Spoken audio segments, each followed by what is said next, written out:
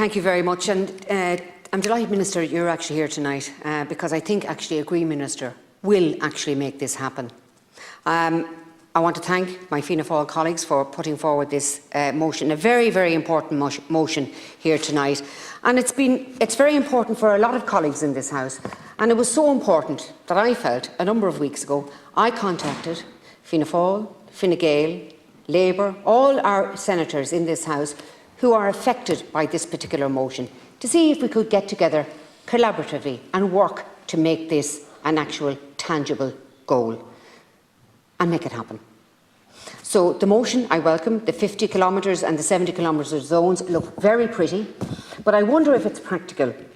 I'd certainly be happy to see it happen, but we are talking about hitting Carlingford with that, and a few more kilometres with your medium hop zone would be actually in the north of Ireland. I think the department should look and conduct some research to see where the need really is for these services.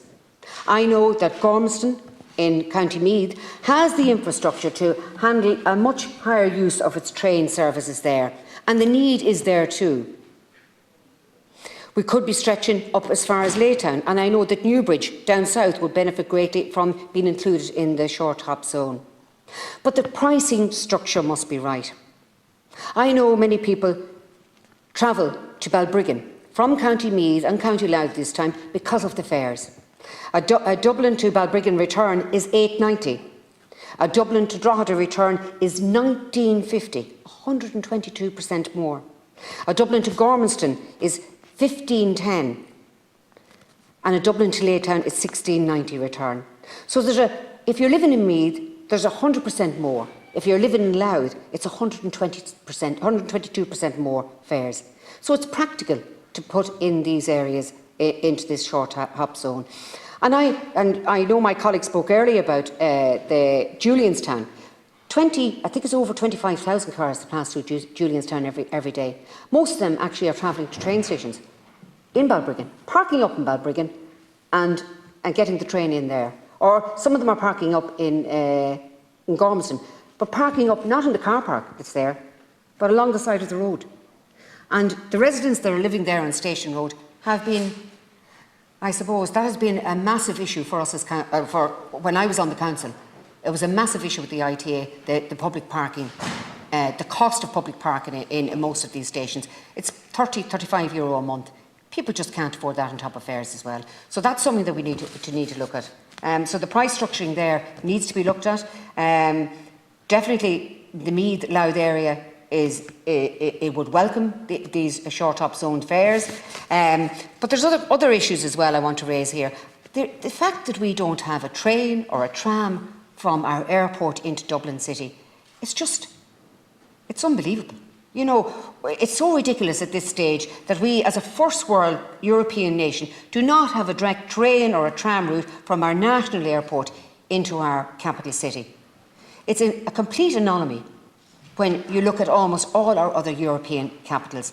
I understand that no government wants to do it because of the cost, and you have to disrupt business and traffic and all of that.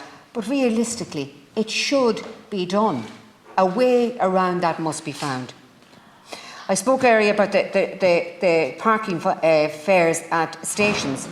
Not everyone lives within walking distance of a station, so we shouldn't be punishing people for driving to their station and using public transport. So most people, they don't want to be driving 45 minutes or an hour stuck in traffic to get to their work. They'd love to take the train. So we need to encourage that. And we do that by making public transport physically and financially accessible, safe and pleasant. The fare reductions across public transport have been wonderful. It will be interesting to see the data which comes out of that and to what increase we'll see the public transport take up. I'd love to see more innovative policies to make our public transport networks more and more attractive to users and prospective users.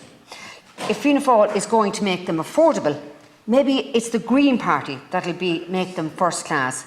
I think that exchequer money and funding would be well spent if they can do that. Thank you.